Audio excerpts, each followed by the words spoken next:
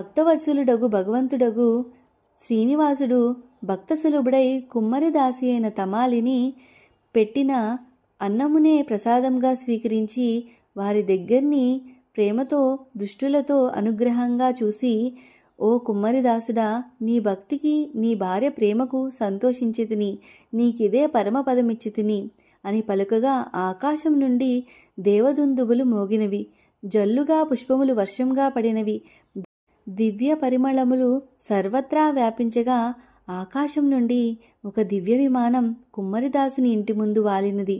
శ్రీనివాసుడు గరుడవాహనం దిగి కుమ్మరిదాసుని కౌగిలించుకొని పట్టరాని భక్తితో కన్నీరు మున్నీరుగా విలిపిస్తున్న కురువర్సి నంబికి తలపై తన కిరీటము అలంకరింపు చేసెను.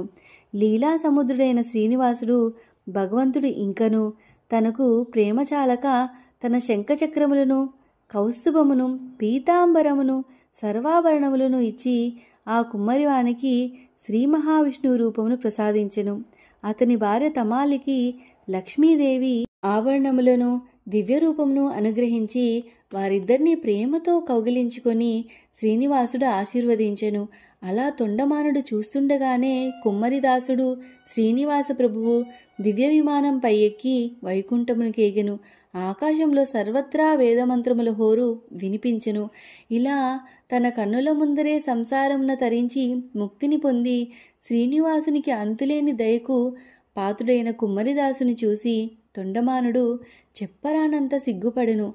శ్రీనివాస ప్రభువు పరమానుగ్రహాన్ని పొందిన మహాభక్తులలో తిరుమల కొండకు రావడానికి పర్వతం మైలపడుతుందని భయపడి కాలిబాట మెట్ల కిందనే గుడిసెలో నివసించే కురువర్సి నంబి అనే ఈ కుమ్మరివాడు శ్రీనివాస ప్రభువు అనుగ్రహాన్ని తేలికగా అందుకున్నాడు. స్వామి అనుగ్రహం అనన్యం, అపురూపం. కుమ్మరిదాసుడైన కురువర్సి నంబి రమ్మన్నా చోటికి వచ్చి ఇమ్మన్నా వరములు ఇచ్చినవాడు. ఎంత ఎక్కుడైనా శ్రీనివాసుడు మనలను మంచివాడై కరుణ పాలించువాడు. ఓం నమో వెంకటేశాయ. స్వస్తి.